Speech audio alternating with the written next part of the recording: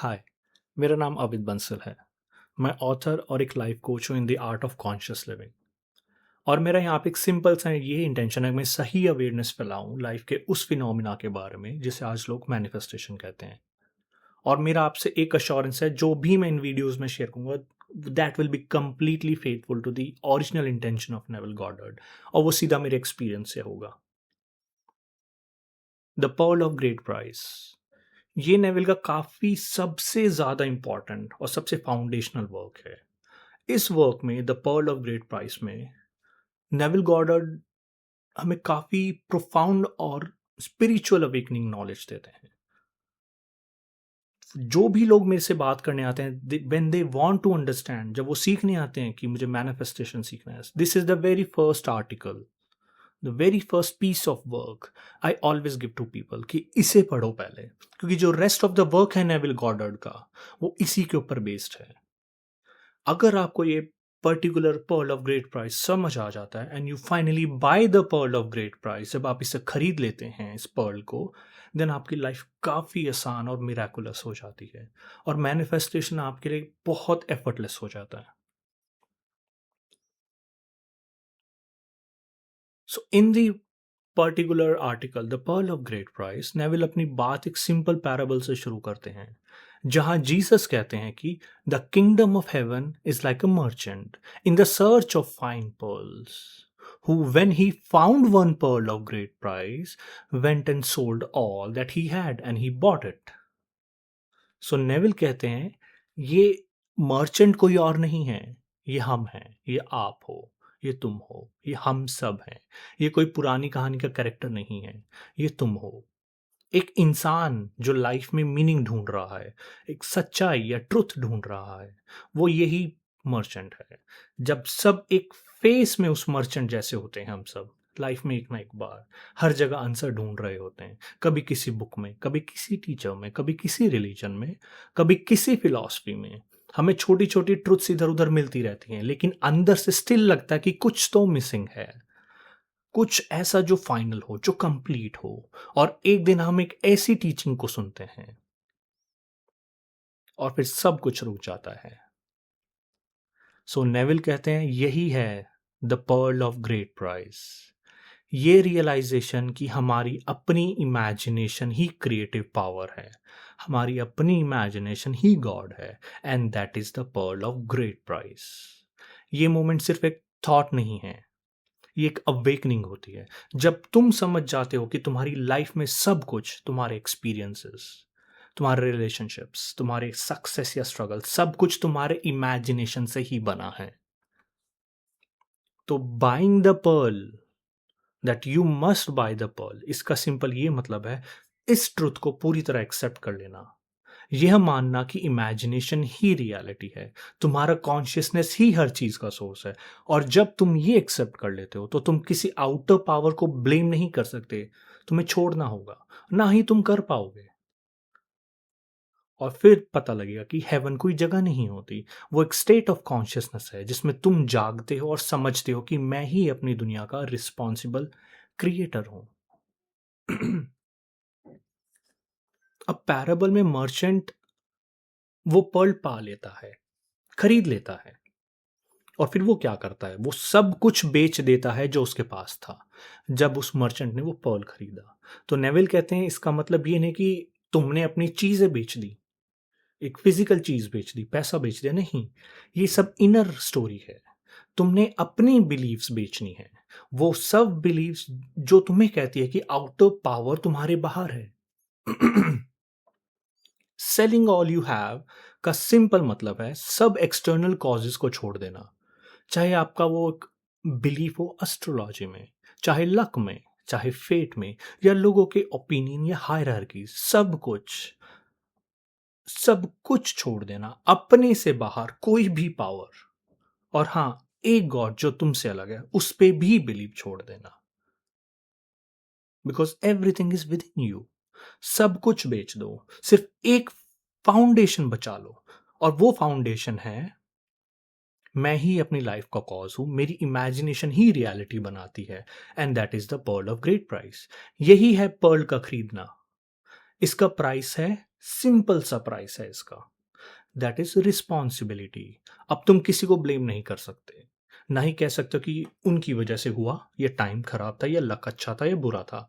अगर कुछ गलत है तो सिर्फ ये कहना मैंने ही इमेजिन किया, अब चाहे मुझे पता हो या नहीं, अननोइंगली या unknowingly. What I was aware of being, I do not know. यही है पर्ल का असली प्राइस। ब्लेम का कंफर्ट छोड़कर क्रिएशन की पावर मिलती है। क्रिएशन की पावर तभी मिलेगी जब तुम लोग, जब हम लोग, हम सब ब्लेम का कंफर्ट छोड़ दें। आगे नेविल ये भी कहते हैं कि किंगडम ऑफ हेवन कोई जगह नहीं है, ये एक स्टेट ऑफ कॉन्शियसनेस है। वो कहते हैं Christ Jesus is your own wonderful human imagination, यानी क्राइस्ट कोई बाहर का इंसान नहीं है, वो क्रिएटिव पावर है जो तुम्हारे अंदर है। और जब तुम इस पावर को जागते हो, इस पावर के लिए जागते हो, तब तुम रियलाइज करते हो कि इमेजिनेशन और फीलिंग ये डिवाइन एक्ट्स हैं, जो बहुत डिवाइन और क्रिएटिव एक्ट्स हैं। तो वही तुम्हारी अवेकनिंग हो जाती है। और इसके अलावा लाइफ में और कोई स्पिरिचुअल अवेकनिंग नहीं। Spiritual awakening is simple fundamental fact of life. When you buy the pearl, when you finally realize that my own consciousness वही मेरी लाइफ का क्रिएटर है और मैं ही रिस्पॉन्सिबल पर्सन हूं। सो नेविल ये भी कहते हैं कि इस ट्रुथ को सिर्फ सुनो मत, टेस्ट करो। अनलाइक अदर्स, लोग क्या कहते हैं, मेरी बात मानो, मेरी बात मानो, मेरी बात मानो। बट नेविल कहते हैं कि इसको मेरी शब्दों पे मत लो, इसे टेस्ट करो, और जब ये प्रूफ हो जाए तब बिलीव करना। एक सीन है, ऐसा इमेजिन करो जिसमें तुम्हारे डिजायर ऑलरेडी फुलफिल हो चुका हो, और उस सीन को महसूस करो, फील करो, जियो जैसे अभी हो रहा हो वो सीन। और जब वो फीलिंग नेचुरल लगने लगे तो उसे छोड़ दो। रियलिटी अपने आप उस फीलिंग के हिसाब से एडजस्ट हो जाएगी। और वो सिंपल एग्जाम्पल्स देते हैं, 2-3 स्टोरी शेयर करते हैं the pearl of great price में। एक औरत ने इमेजिन किया कि उसके दोस्त उससे बेकरी में मिलकर कॉन्ग्रेचुलेट कर रही है। उसने सीन बार बार फील किया और कुछ दिनों में एग्जैक्टली वैसा ही हुआ। सो नेविल कहते हैं इमेजिनेशन कोई फैंटेसी नहीं है, ये तुम्हारा रियल क्रिएटिव पावर है। तुम हो operative power, you are the operant power. But Neville यहां पे वार्निंग भी देते हैं, अगर तुम अभी बिलीव करते हो कि कोई चीज, कैसी भी चीज, चाहे वो पैसा हो, चाहे वो लोग हों, या प्लैनेट्स की मूवमेंट हो, तुम्हारी लाइफ पे पावर रखती हो, अगर तुम ऐसा बिलीव करते हो तो तुमने पर्ल अभी तक नहीं खरीदा। पर्ल रखने का या खरीदने का सिर्फ एक मतलब है, सिर्फ एक पावर पर भरोसा करना, और वो है तुम्हारी इमेजिनेशन, वो है तुम्हारा आई एम, कि मैं हूं। अगर तुम कहते हो हाँ मैं बिलीव तो करता हूं कि इमेजिनेशन क्रिएट्स रियलिटी, लेकिन मरकरी अभी मेरा बर्थ चार्ट में नहीं चल रहा ढंग से, तो तुमने अभी पर्ल खरीदा ही नहीं, तुमने उसे उल्टा बेच दिया। और तुम एक ही टाइम पे 2 मास्टर्स को सर्व नहीं कर सकते, you can not serve 2 master at one time.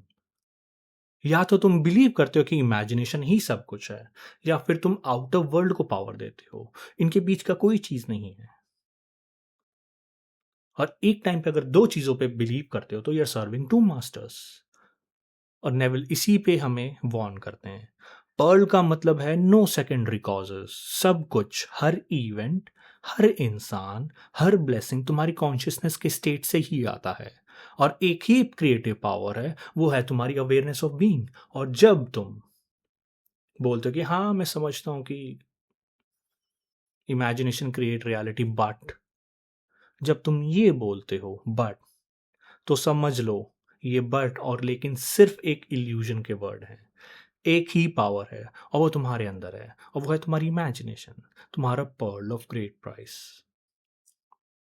So Neville इस पर्ल ऑफ ग्रेट प्राइस में आगे और भी एक्सप्लेन करते हैं कि स्पिरिचुअल अवेकनिंग के 3 सिंबॉलिकल स्टेज हैं, crucifixion, resurrection and birth from above.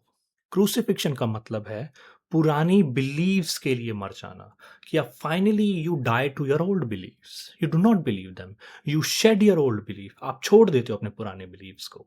Resurrection का मतलब है इमेजिनेशन का अवेकन होना, when you see that your imagination creates reality। और बर्थ फ्रॉम अबव का मतलब है अपने आप को डिवाइन क्रिएटर के रूप में पहचानना, ये सब एक्सपीरियंसेस तुम्हारे अंदर होंगे और सबको होता है। और वो कहाँ होता है? यहीं होता है, इसी लाइफ में होता है, लाइफ के बाद नहीं। इस ट्रूथ को जीने के लिए सबसे इंपॉर्टेंट चीज है फेथ। पर इस फेथ किसी फ्यूचर इवेंट में नहीं, फेथ सिर्फ इस बात में कि वो जो मैं चाहता हूं वो ऑलरेडी पूरा है, इट इज ऑलरेडी डन। तो नेविल कहते हैं तुम कोई भी फीलिंग बार बार महसूस करते रहो तो वो रियल हो जाती है और कोई तरीका ही नहीं। सो फीलिंग ही सीक्रेट है। जब तुम विश फुलफिल की फीलिंग को नेचुरली महसूस करते हो तो रियलिटी अपने आप उस फीलिंग के अकॉर्डिंग सेट हो जाती है, अपने आप को मॉडिफाई कर देती है। और आखिरी में नेविल एक चैलेंज देते हैं कि अपने आप टेस्ट करो, मेरी बातों पे फेथ मत लगाओ, भी टेस्ट करो।